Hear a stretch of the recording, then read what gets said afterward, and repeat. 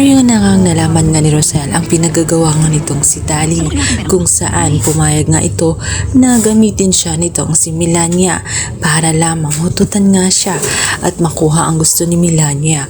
Kaya naman nainis siya at dito sinabihan niya na mali ang kanyang ginawa, at ang mas na nakaka-disappoint ay na pinapatunay ni Tali at pinaparamdam niya na wala siyang kwentang ina dahil tela mali ang pagpapalaki niya dito nga kay Tali. Hindi maintindihan nga nitong si Rosel kung paano nga nabilog nga ni Melania ang kanyang anak-anakan na si Tali.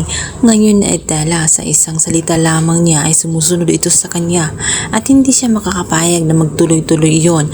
Kaya naman agad niyang kinuha ang pera na hawak ni Tali na iabot sana niya dito kay Melania. Samantalang ito namang si Melania ay naiiwan na sa ere kung saan nagmamakaawa na wag iwan nga nitong si Tali sapagkat hindi pa nga bayad ang kanyang pinagkakain ngang napornada ang mga plano at mga inaasam nga nitong si Melania.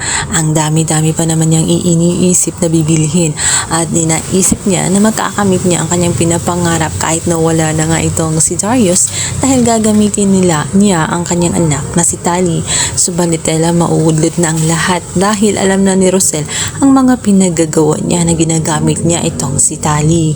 Samantala malaki naman ang pasasalamat nga nitong si Rosel dahil sa ginawa ni Belle.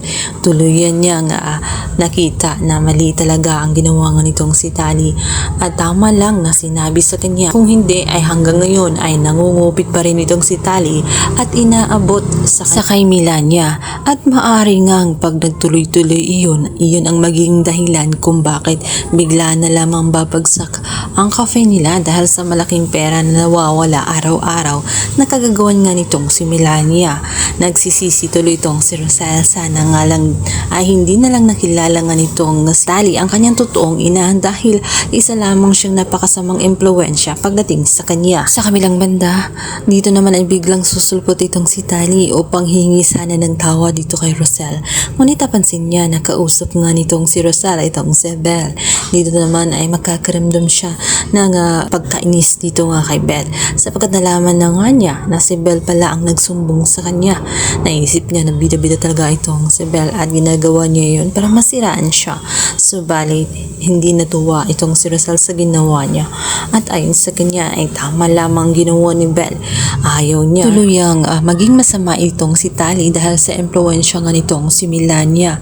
Dito naman ay magkaroon ng sama ng loob itong si Tali dahil naisip niya kung bakit kakampihan niya itong si Belle. Gayong siya as if naman na talagang anak siya ay alam naman niya sa kanyang sarili na siya ay ampun lamang.